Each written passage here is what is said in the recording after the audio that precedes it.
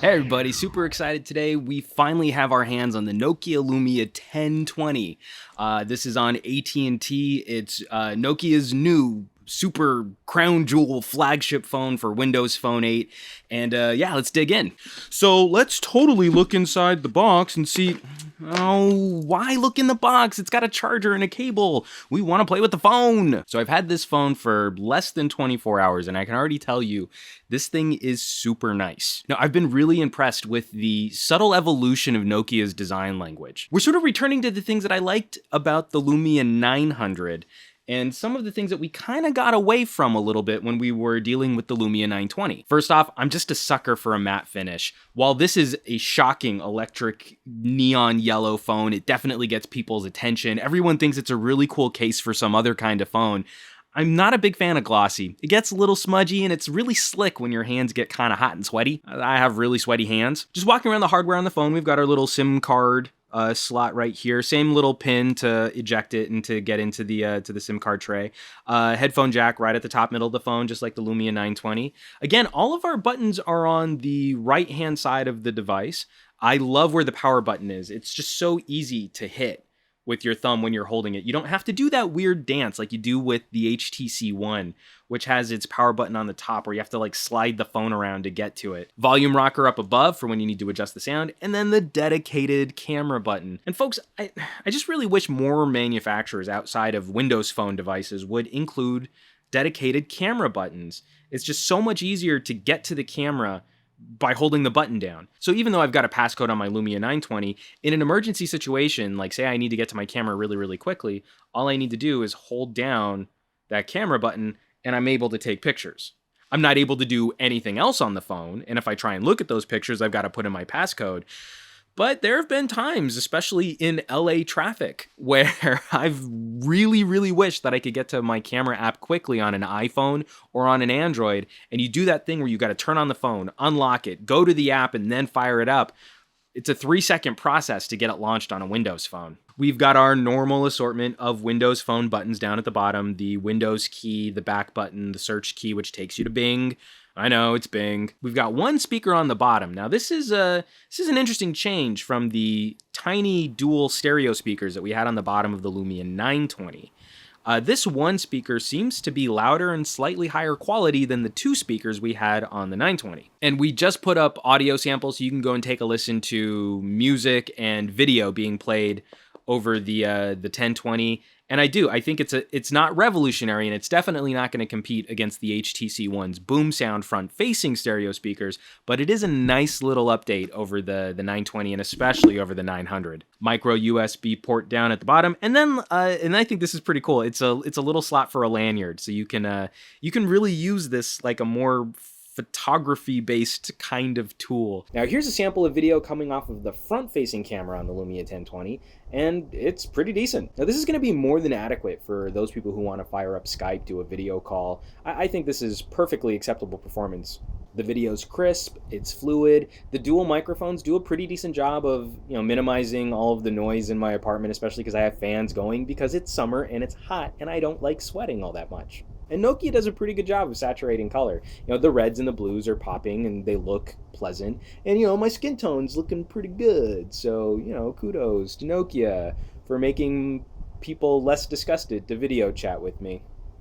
Plus, this new Nokia camera app features some pretty cool tricks, like the ability to roll off low-frequency sound in the audio. It's called a bass roll-off, a low-cut filter, or a high-pass filter. And it helps take some of the rumble and thuddy, muddy sounds out of your recordings. And that's really cool. That's a really cool consideration on a smartphone. Of course, we've got the monster PureView image sensor. And I can't tell if this was intentional or not. The PureView image sensor module sticks out from the phone so far and in such a way that it actually causes the phone to pivot up whenever it's laid on a flat surface, away from the lens of the camera, which means this should reduce the likelihood that you'll scrape or scratch your camera lens whenever it's resting on a flat surface, which I just think is pretty cool. And we've got some pogo pins back here, so you can attach a plate so that you can use wireless charging. I don't know if that's really a big enough sell for people. I don't know, like, this is so sleek and so trim that maybe you just want to plug it in instead of having a sled to enable that. But then it also enables the camera grip, and unfortunately I don't have one of those to review just yet. As soon as I get one, I'll be throwing up another video, but it turns your Lumia 1020 into a proper point and shoot camera with an extended battery and some more photographic controls over the shutter button. It's a really cool accessory for something which is so obviously focused on imaging and stills and video. The Lumia 920, even though it's still technically thinner than the Lumia 900, still feels really fat. Yeah, ever so subtly, the edges of the phone come to this really nice taper. It looks so much like the Lumia 900. And it starts to give the phone sort of an organic muscle car look. You know, it looks like an old school Dodge Daytona. It's also lighter. It's it's just a little bit over a full ounce lighter than the Lumia 920, with very little sacrificed between these two phones. The only major omission that I've been able to dig up between these two is the lack of inductive charging. So it can't do the really cool wireless charging trick that the 920 can. Now, while I did like the screen on the Lumia 920, especially in terms of outdoor viewability, it's one of the brightest screens on a smartphone I've ever played with. I'm kind of stoked to see a return to an AMOLED display on the 1020. I know some people aren't really going to appreciate the oversaturated colors, but I love the contrast ratio as you get into a display that you have a hard time distinguishing the bezel of the phone from the blacks on the screen. And Windows Phone takes advantage of this so well, especially when you start looking at lists and menus. It looks like the colors and the images and the thumbnails are just popping off of a screen. It looks like a display unit. It doesn't even look like a screen that's been turned on. And of course, thanks to the AMOLED display, we now have this cool trick, which is a very Nokia kind of thing, where a little clock is very dimly lit on your screen whenever you turn the screen off. In terms of day-to-day operation, just taking this thing out of the box, I wouldn't blame anyone for mistaking this for a Lumia 920. You know, Windows Phone hasn't evolved tremendously between these two phones. You know, not a lot's changed from this version of Windows Phone 8 to this version of Windows Phone 8. Now, we're not talking revolution here, we're talking evolution here, but some of these upgrades are really nice. The inclusion of most of Nokia's software suite installed out of the box, and not to mention a radically improved camera app. For as good as the camera hardware is on the Lumia 920, I still think it's one of the best smartphone cameras on the market today. The Windows Phone camera app leaves a lot to be desired. And Nokia has addressed this with a camera app which delivers almost professional-grade photographic control over photo and still output. Being able to control the ISO, the shutter speed, being able to manually focus. Now that's pretty intense. And let's be honest, that's the biggest talking point right now when we're talking about the Lumia 1020. Yeah, folks, it's insane photography performance. But when you start dealing with digital crop and zoom and being able to get a little closer to your subject, it's a really interesting usage scenario. You know, we're just not used to using our phones that way, and the detail and the output is remarkably good. And I've seen people, you know, jokingly comparing this to SLRs and, you know, sort of high-end or professional photography tools. You know, the 36 megapixels in this phone aren't going to compare to the 36 megapixels in an SLR. It's just not how this stuff works. But what I was shocked by was how competitive this phone's video output is. We're going to be doing a full video rundown on the Lumia 1020, but I've already taken this outside and just shot a couple little teasers, some samples, and well, you know what? Here, let's play a game. The video on the Lumia 1020 is so remarkably good that there are times and there are scenarios where it's hard to tell video from this phone from video from my Canon 7D. Here's clip number 1.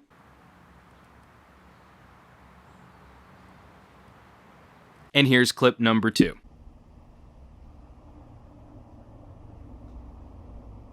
Which one of those was shot off of the phone, and which one of those was shot off of an SLR? I wouldn't blame you if you couldn't tell the difference. Okay, so, you know, my 7D is a $1,500 camera body with interchangeable lenses, and you can get some professional grade videography and photography out of it. So, you know, you're not really going to unseat an SLR with your phone anytime soon. But it is kind of interesting when you see similar scenarios shot with similar settings and similar lighting, and the output is starting to get good. It's really good. Now, one of the drawbacks of Windows Phone is, the hardware backing this phone up is last year's cutting edge. The dual core processor, we do have a bump to more RAM, but firing up this monster camera sensor, there have been a few times where the phone has stuttered and lagged. It's not quite as buttery smooth as the 920 was, where no matter when you hit this button, the camera would fire up and you'd be ready to go off and shoot.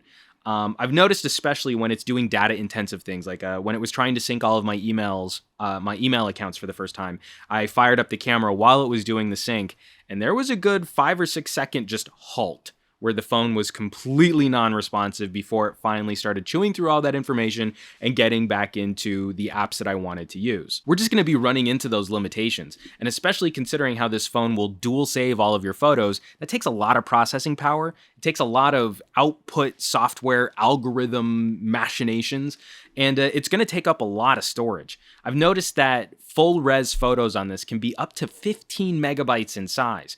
And if you use the stock settings where it also saves a smaller version of the file, you're probably looking at another 2 to 3 megabytes for those smaller images. That's 18 megabytes for every single photo you take. But for each one of those 15 megabyte images, you're rewarded with a surprising amount of clarity and some pretty intense croppability. Now, I'm a sucker for macro photography. I love getting right up on top of flowers and then toys and coins and just small objects with lots of detail. Unfortunately, this camera arrangement isn't one of the better macro photography tools I've ever played with. You can get a little closer on the 920 than you can with the 1020. Now, of course, you can also crop in and zoom a lot more on the 1020, so output is actually pretty good. Now, here's a 100% crop of a photo I took of a penny. And for a smartphone, that ain't bad. But one of the things that I really wasn't prepared for on this camera is how beautiful the depth of field is on this device. And so you focus on what it is that you're taking a picture of, and then anything behind that subject is just wonderfully blurred. And we call that bokeh, or depth of field, a really shallow depth of field. And this phone has a remarkably shallow depth of field. It really helps you get aesthetically pleasing photographic effects. It's something that we take for granted on Instagram. You tap the little blur tool and it sort of blurs everything around you. Well, this camera does it legitimately, and it really makes sure that the subject of your photos and video really pop out from the rest of the image. But I gotta say, it's kind of a trip, because with the very first time you fire this camera up, you can feel the shutter activate. And it's this little shtick. It's like a little Wolverine claw schnick. It's pretty sick. And come on, how cool is it to have a proper xenon flash and an LED? So you can use a light while shooting video, or you can have a proper burst flash on the back of your phone. I haven't seen anything like this since the N8, and that was one of my all-time favorite camera phones. It's so much better for when you're trying to illuminate a poorly lit scene. I mean, come on, that's cool. It just totally illuminated my entire living room here. Although for those of you who don't like to use the flash, the image stabilization built into this camera is formidable. Here's one of the samples that we're going to be showing from our upcoming photography test.